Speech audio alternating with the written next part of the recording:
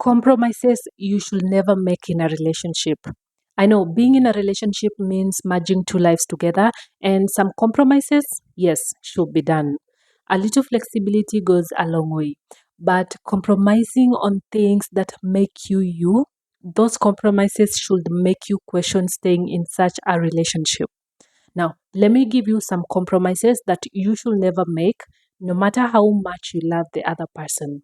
Because if they ask you to make them, that may not be real, honest love.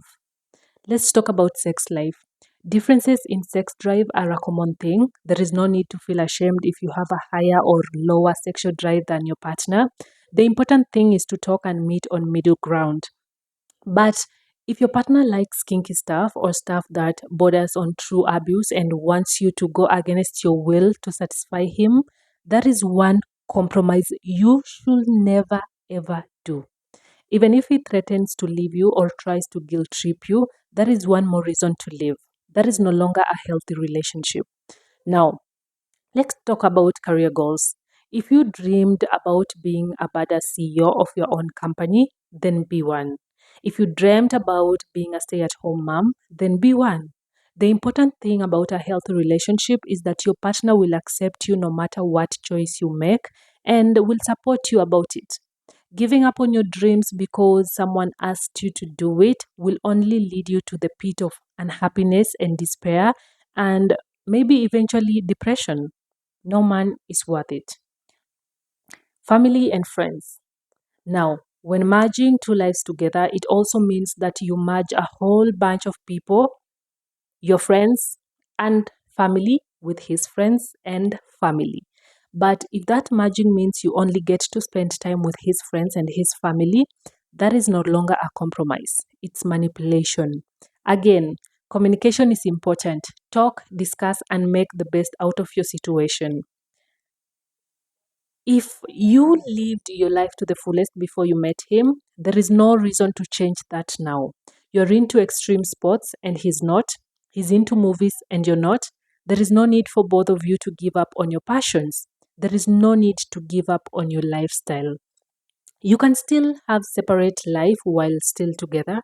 There is a good reason why we make friends. You go hiking, he goes to the movies. You can sing karaoke while he drinks and cheers for you. You can go shopping while he does whatever he wants to do. The important thing is not to go to extreme ends of compromises and an unhealthy place of losing yourself. Financial security. The bad spending habits of your partner affect you in more than one way. If you plan on buying a house someday or even starting your own business, but your partner spends his and your money on nonsense, you can throw that plan in the garbage. The best thing to do is to have your finances separate until their spending habits get under control. Not having financial security in today's world is a terrifying thing. No one can spread the love on bread and eat it. Unfortunately, we need money to survive. Let's talk about principles. With time, we start to sacrifice our principles in order to keep our partners happy. But when do we know it's enough? If you always hated cheaters and flatty idiots, why do you let him do that now? Excuses like they're just friends, he's just joking around are okay if you are truly okay with that kind of behavior. But if there is the slightest chance of that bothering you, don't do it. You always dreamed of having three children and a big wedding, but he has no plans on having any. Since when do you have to give up on your biggest dreams just to make him happy?